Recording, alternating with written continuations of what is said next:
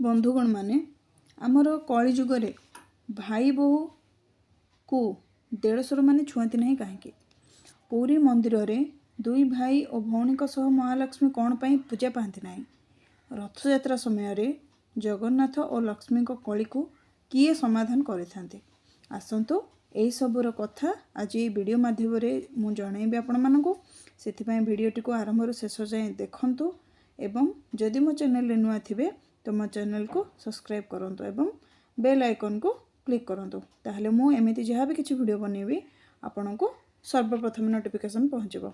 तो चलतु वीडियोटी आरंभ करवा। आमे समस्ते जानिचंदी माता लक्ष्मी प्रभु श्री जगन्नाथ को विवाह करछंती। माँ लक्ष्मी जगन्नाथ पत्नी अटंती जेहेतु बलभद्र जगन्नाथ बड़ भाई से से महालक्ष्मी देढ़शुर अटंती।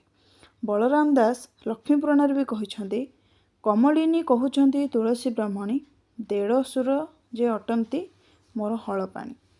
कली जुगरे मानव समाज रे प्रत्येक बड़ भाई सान भाई पत्नीर देढ़शुर अटंती।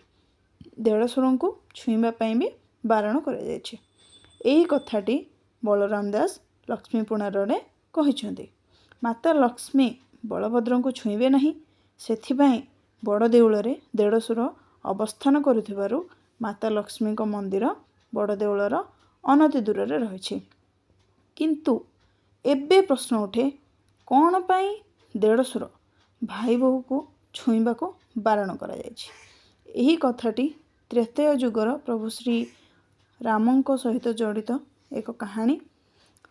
आसतु से कहानी विषय रे आज आमे टिके अवगत हेबा। रामायण रे वर्णित अच्छे आमर लक्ष्मण रामंको सान भाई होचंदी लक्ष्मण।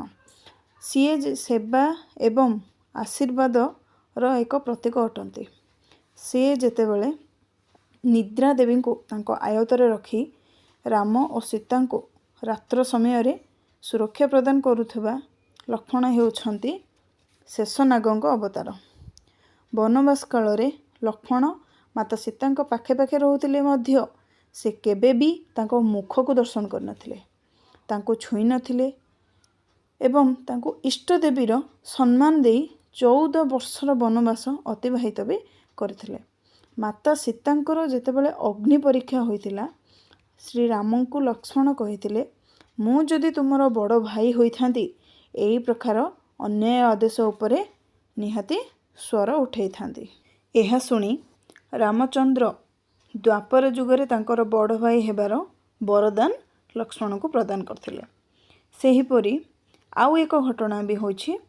रामचंद्र राजा हेबा परे जेतेबेले सीता गर्भवती थिले अंतसत्वा माता सीता को रामचंद्र जेबेबेले तांको घोर बनरे छाड़ी आसवा पई लक्ष्मण को आदेश देइथिले। एही आदेश विरुद्ध रे लक्ष्मण प्रतिवाद करी कहिथिले मु जदि तुमर बड़ भाई होइथांती तुमर एपरी आदेश को केबे सुद्धा पालन करि नथांती। एहा परे रामचंद्र लक्ष्मण को कली जुगरे तांकर बड़ भाई हबार वरदान भी प्रदान करथिले। लक्ष्मण माता सीता को घोर बनरे छाड़ी आसवा समय रे सीता कहिथिले बाबू लक्ष्मण तुमर भाई तुमर इच्छित कल्पना को पूर्ण करछंती। तुमे कली जुगरे बड़ भाई होई जन्म हेले मोर देढ़शुर हेबो। एई जुगरे तुमे मते जेमिति सम्मान देछ मु कली जुगरे लक्ष्मी होई तुमको ठीक सेही परी सम्मान देबी। तुमे मोर मुख को दर्शन करिनाह सेही परी मु मध्य ओडना भितरे मुह लुचाई आपणक मुह को दर्शन करिबी नाही। मु एक भाई बोऊर परिचय देबी। तुमे सीतार पाद दर्शन करिछ मु भी तुमर पाद दर्शन करी प्रणाम करिबी। तुमे सीता को सम्मान देई छुई नाह मु महालक्ष्मी होई छुईबी नाही। कली जुगरे सबु देढ़शुर और भाई बो एहीपरि भावरे सम्मान देबे। मो श्री राम पत्नी सीता तुमको यही वरदान देउछि। यही वरदान को कली जुगरे समस्ते पालन करछन्ते। तो बंधुगण माने आपण को जदि ये भिडियोटी भल लगी निहाती आपण भी जानी सारी जे कहीं देढ़शुर भाई बो माने मुह देखंतिनी बा छुअंतिनी। तो वीडियोटी जदि भल लगी मो चैनल को सब्सक्राइब करंतु। रहिली देखा हबो पुणी एमिति गोटे मजादार वीडियो सहित। नमस्कार, जय जगन्नाथ।